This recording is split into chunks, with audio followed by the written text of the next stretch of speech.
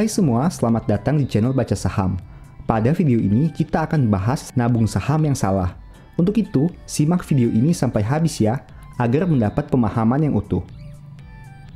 Nah, nabung saham merupakan satu statement yang sering dikumandangkan beberapa tahun ini.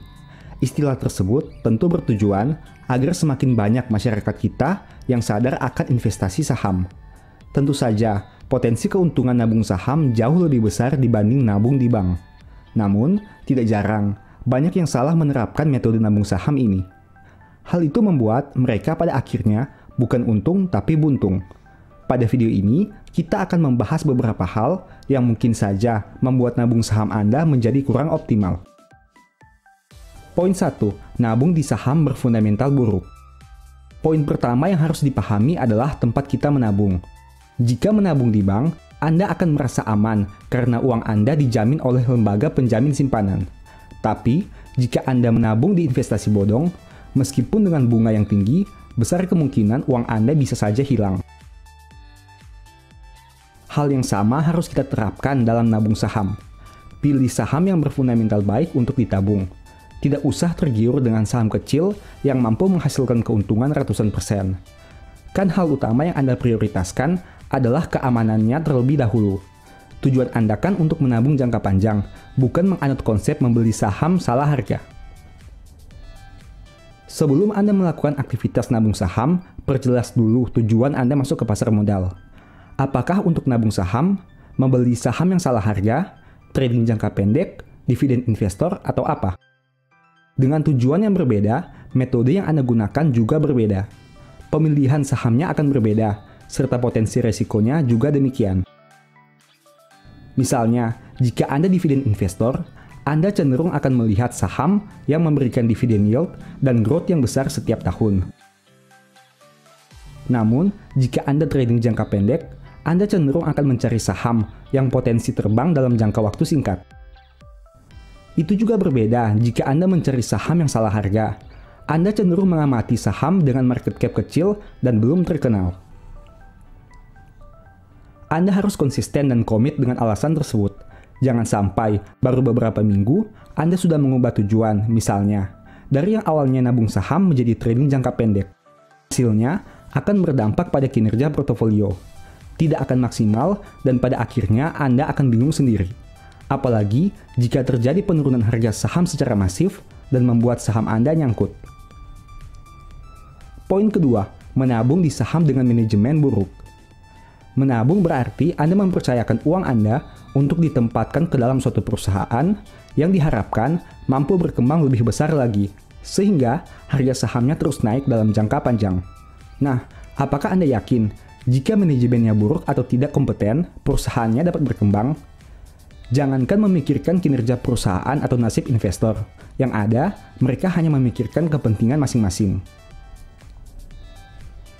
Sebelum mulai nabung di satu perusahaan, sebaiknya Anda tahu siapa yang memimpin perusahaan itu, minimal komisaris dan direksi perusahaan. Seperti apa latar belakangnya, dan bagaimana kinerja mereka di perusahaan yang sebelumnya.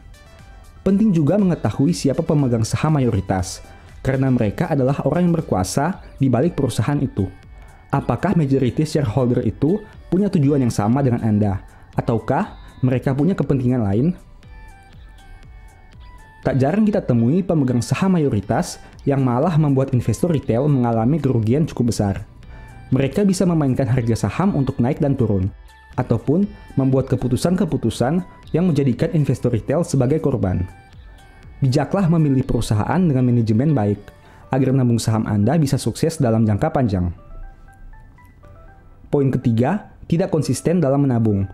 Pada poin ini, biasanya, nabung saham tidak dilakukan pada perusahaan yang sama dalam jangka waktu tertentu.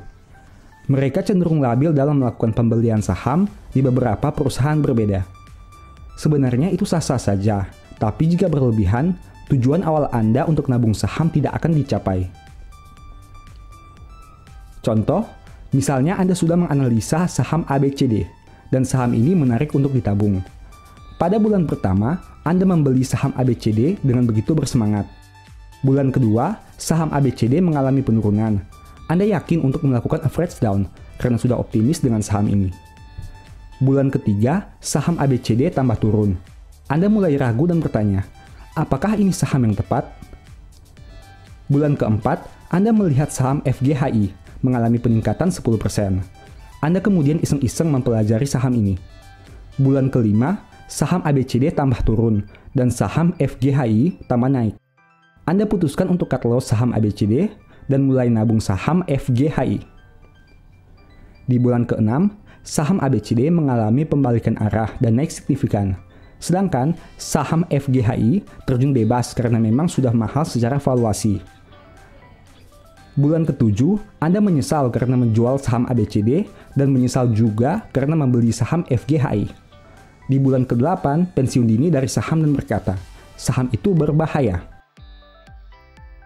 Contoh tadi menjadi satu fakta, bahwa nabung saham harus dilakukan dengan setia pada saham yang sudah Anda yakini. Mau harga naik atau turun, menabunglah terus-menerus.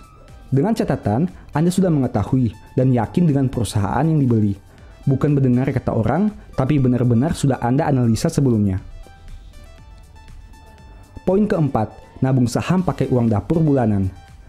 Jika Anda nabung di bank, tabungan itu dapat diambil sewaktu-waktu saat dibutuhkan. Namun, hal itu berbeda dengan nabung saham. Tabungan saham fokusnya untuk jangka panjang, sehingga dalam jangka pendek cenderung berfluktuasi.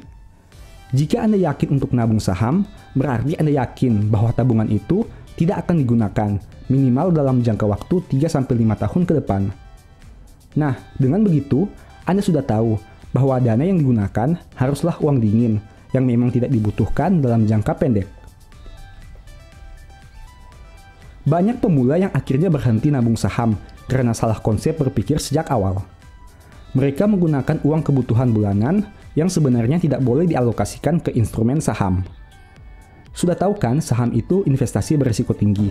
Jadi, jangan coba-coba menempatkan uang nasi kamu ke sana.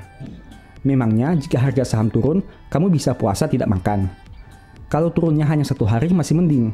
Kalau sahamnya turun selama 2 tahun bagaimana? Begitu juga dengan uang sekolah anak, dana darurat, dan kebutuhan jangka pendek lainnya. Cukup ironis sebenarnya, di tengah wabah pandemi tahun 2020, banyak pelaku pasar yang akhirnya berhenti. Padahal, sebenarnya kondisi seperti inilah yang menjadi momentum untuk menambah kepemilikan saham. Itu disebabkan karena kurangnya pengetahuan alokasi dana sejak awal. Banyak yang terlalu bersemangat membeli saham sampai melupakan dana untuk membeli nasi. Namun, tak ada gunanya melihat masa lalu. Setidaknya dengan video ini saya berharap Anda semua sudah mengetahui konsep nabung saham itu seperti apa. Tidak perlu terobsesi dengan profit besar dalam jangka pendek.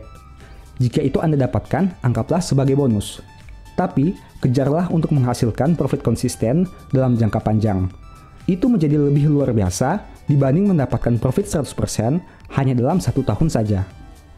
Jangan pernah bosan belajar, terus asah kemampuan dan akui jika melakukan kesalahan. Niscaya, portofolio Anda akan menghijau seiring dengan kedewasaan Anda di pasar modal. Tetap semangat ya! Sebagai penutup, saya mau mengutip satu statement yang semoga bisa menjadi semangat bagi teman-teman ya. Sebab kamu tahu bahwa ujian terhadap imanmu itu menghasilkan ketekunan. Thank you.